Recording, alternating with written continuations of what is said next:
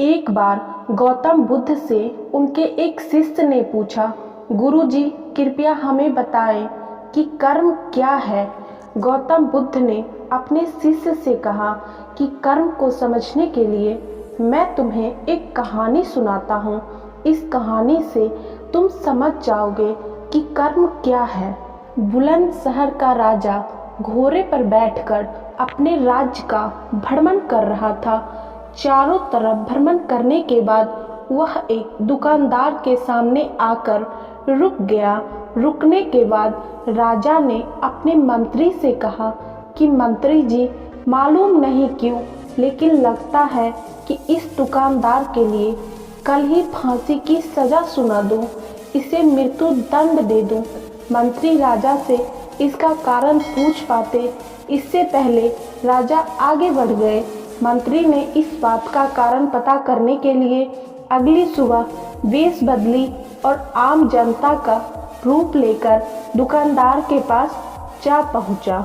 दुकानदार चंदन की लकड़ी बेचने का काम किया करता था। मंत्री ने दुकानदार से पूछा कि उसका काम कैसा चल रहा है। तब दुकानदार ने बताया कि उसका बहुत बुरा हाल है।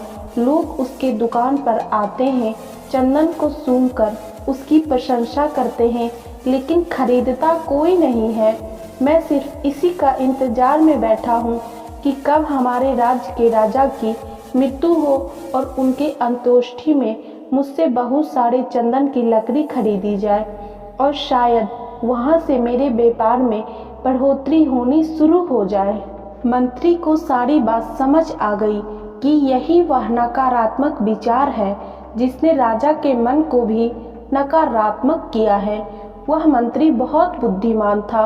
वह बोला कि मैं आपसे थोड़ी चंदन की लकड़ियां खरीदना चाहता हूँ।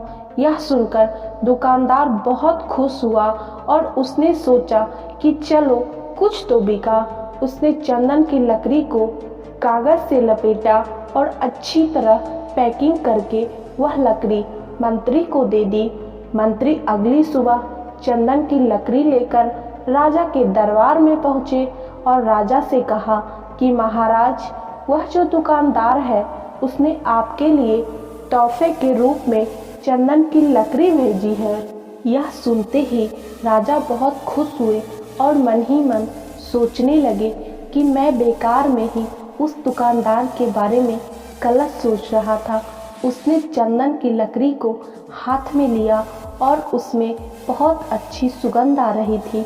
राजा इससे बहुत ही खुश हुए और उसने दुकानदार के लिए मंत्री के हाथों सोने के सिक्के भिजवाए।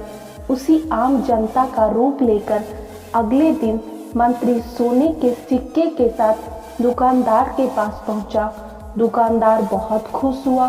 उसने सोचा कि मैं राजा के लिए कितनी गलत बातें सोचा करता था। राजा तो बड़े ही दयालु हैं। यह कहानी जब खत्म हुई तब गौतम बुद्ध ने अपने शिष्यों से पूछा कि अब आप बताएं कि कर्म क्या है। शिष्यों ने उत्तर देते हुए कहा कि हमारे शब्द ही हमारे कर्म हैं। हम जो काम कर रहे हैं वही हमारे कर्म हैं। जो हमारी भावनाएं हैं वही हमारे कर्म हैं। गौतम बुद्ध ने सभी शिष्यों के जवाब सुनने के बाद कहा, आपके विचार ही आपके कर्म हैं। अगर आपने अपने विचारों पर नियंत्रण करना सीख लिया तब आप महान बन जाते हैं। जब आप अच्छा सोचते हैं तब आपके साथ अच्छा होता भी है। आखिर इस कहानी के अंत में हमें यही पता चलता है कि हमारे विचार ही हमें अच्छा और बुरा बनाते हैं। इसलिए हमें हमेशा अपने विचारों पे नियंत्रण रखना चाहिए।